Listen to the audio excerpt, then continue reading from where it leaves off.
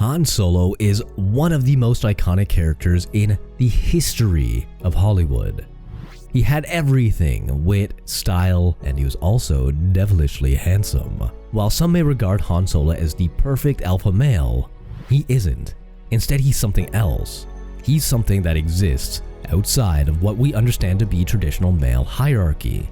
He exists as something else. He exists as a Sigma male. If you don't know what a Sigma male is, well, I'll have to show you.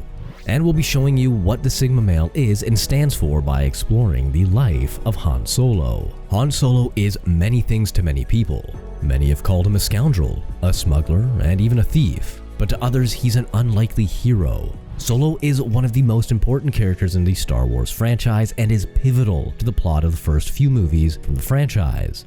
In the movies, we see Han Solo transform from criminal who never does any good to an important part of something bigger than himself. In the first few movies, we see a lot of instances where Solo does things characteristic of a Sigma male. And one of those actions is when he goes off to save Luke Skywalker, the protagonist of the franchise. At the beginning of Empire Strikes Back, a Wampa captures Luke Skywalker while he's on a mission to investigate a probe sent after the Rebel forces by Darth Vader. Luke uses the Force to escape from the Wampa and then uses his lightsaber to wound the animal. However, the planet that Luke is on is remarkably cold, and he soon succumbs to hypothermia. Back at base, Solo is wondering why Luke isn't back yet and decides to go look for him. The others tell him not to go, but Solo is adamant. When he sees that they're unwilling to bend to his will, he curses them out and leaves anyway, just as a Sigma male would. The thing about Sigma males is that they don't care what people think of their actions. They know what they want to do, and they know that they're going to do it regardless of what everyone else might think. Solo tells everyone to mind their business and jets off to find Luke. He soon finds Luke and discovers that he might soon slip into a coma. That was when Solo decided to display yet another Sigma male trait. He did something gross and truly unexpected. He cut open the belly of the Tauntaun and used its insides to keep Luke warm. One thing about Sigma males is that they don't care about what looks pretty or what doesn't. They only care about what works. The style and form of their solutions do not matter to them. The beauty of their journey is irrelevant too.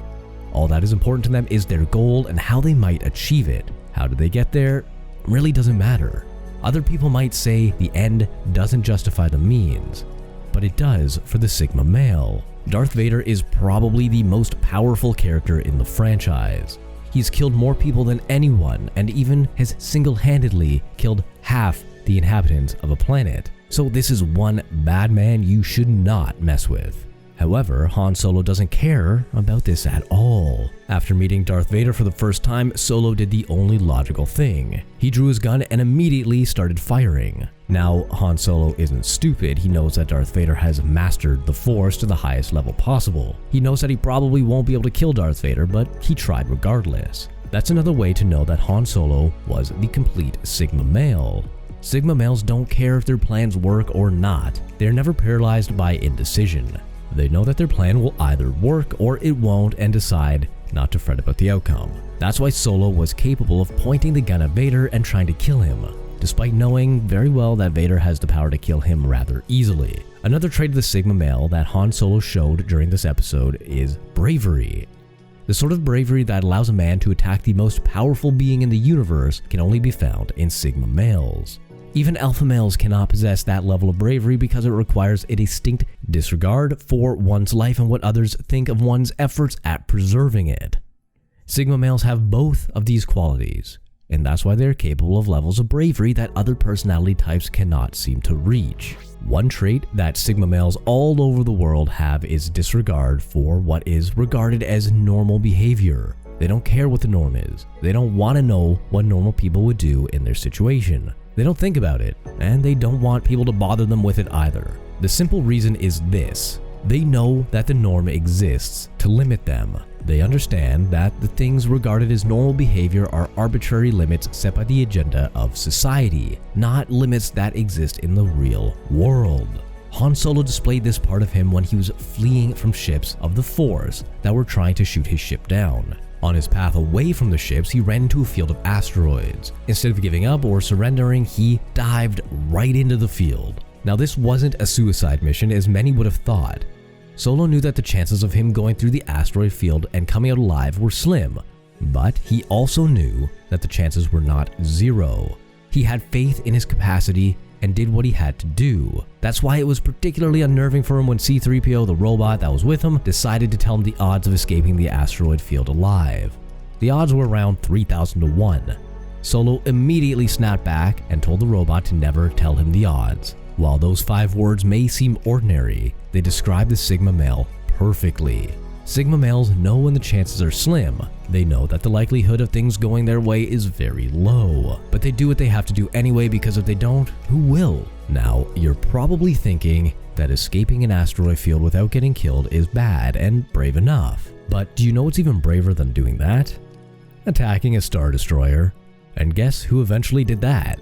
One sad trait of the Sigma male is their inability to form close bonds. The Sigma male is usually a loner, and while they may have a few friends that are close to them, they have a spirit that's thoroughly alone. This spirit drives them and is the reason why they're usually clueless when it comes to the social behaviors needed to form close relationships. Even though Han Solo and Leia have managed to scale this hurdle, Solo still has this urge in his spirit to be away from her. When Darth Vader manages to capture them both and plans to turn them into carbonite to see whether that form of imprisonment could trap them without killing them, Solo and Leia had a moment to themselves. Leia kissed Solo, effectively declaring her love for him. To make sure he doesn't misunderstand, she tells him that she loves him. And what does Solo say in return? He says, "I know. The world is a lonely place for Sigma males. They belong everywhere and nowhere at the same time. This makes it difficult for them to form close bonds." Solo is only really able to form a close bond with Chewbacca, a creature that is literally from another species. While some Sigma males are usually able to surmount this hurdle of loneliness later in life, many live with it forever. It may sound sad, but that's the price Sigma males pay for his clarity of mind and behavior untainted by the social pressures of others. It may be difficult to regard Han Solo as the perfect Sigma male, but Sigma males are never perfect. Indeed, no one ever is. And that perhaps is the whole point of Han Solo. If you enjoyed this video, don't forget to smash that like button and subscribe button. Goodbye, and remember to stay safe.